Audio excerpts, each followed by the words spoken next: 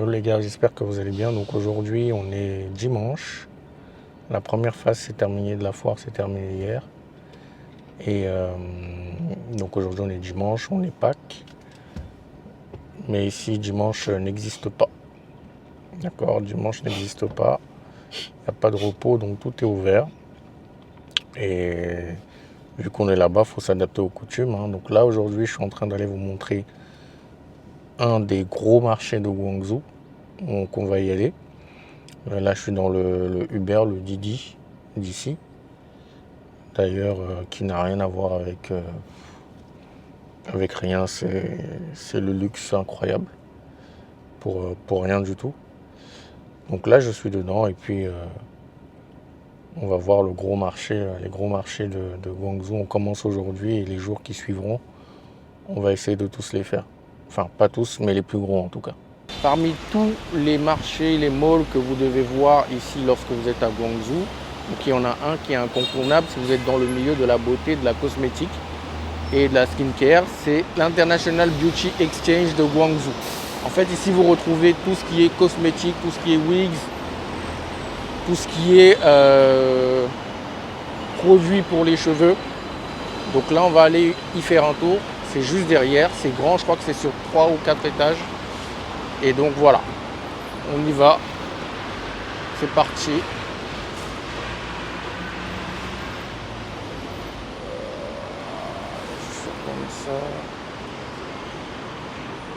Par exemple là vous allez retrouver tout ce qui est perruque.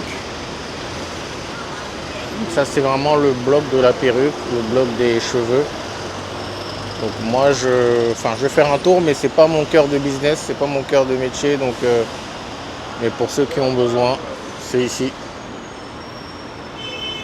Là vous avez tout ce qui est produit pour cheveux. Tout ce qui est cosmétique, tout ce qui est produit pour cheveux.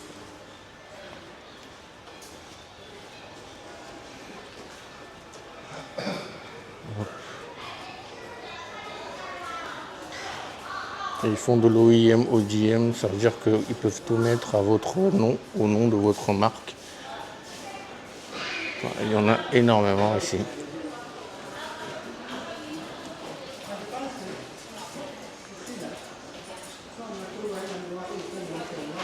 Donc les MOQ, ça ils sont à négocier mais ils sont pas très élevés. Ça dépend des pièces. Là je viens de parler à un fournisseur de parfums.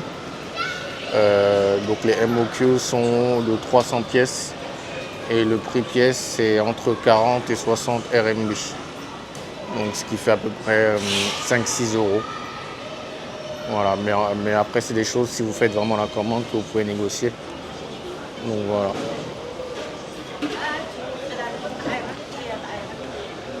Les ongles.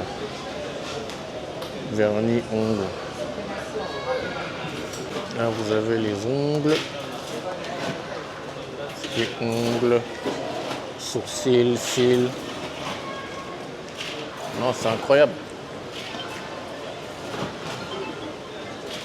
C'est incroyable. Donc en bas c'était cheveux, produits pour cheveux. On va monter.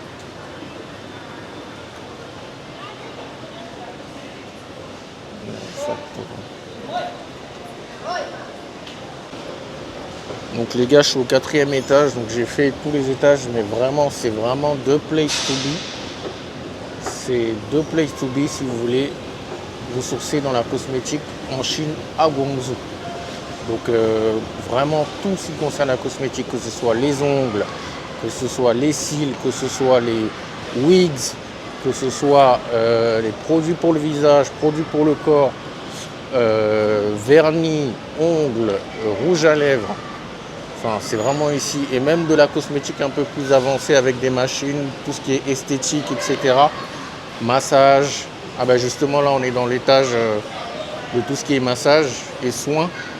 Donc c'est vraiment ici. C'est vraiment ici qu'il faut venir. Alors si vous avez besoin vous de vous sourcer ici, moi j'ai un agent sur place, plusieurs d'ailleurs, donc vous me dites juste votre cahier des charges et lui il viendra regarder pour vous Et ensuite, on s'occupera de tout le shipping pour vous. Donc là, je vous disais, trucs de massage et esthétique. Et soins esthétiques, c'est ici. C'est l'étage. Je ne sais pas par où commencer, mais on va continuer. Esthéticienne, coiffeuse. Non, c'est pas possible. Vous voyez tous les appareils. Tous les appareils.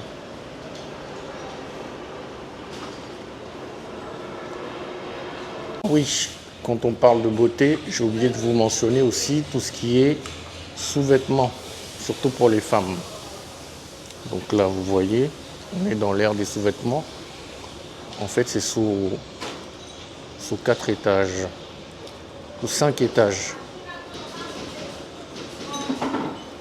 Sous 5 étages. Donc là, c'est l'ère des sous-vêtements.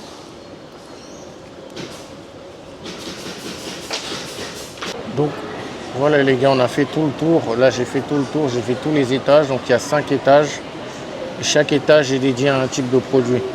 Donc tout en bas, ça va être tout ce qui est wigs, perruques. Il n'y a que ça. Et produits pour cheveux. Ensuite, lorsque vous allez monter à l'étage où je suis, vous allez avoir tout ce qui est ongles, vernis, face skin.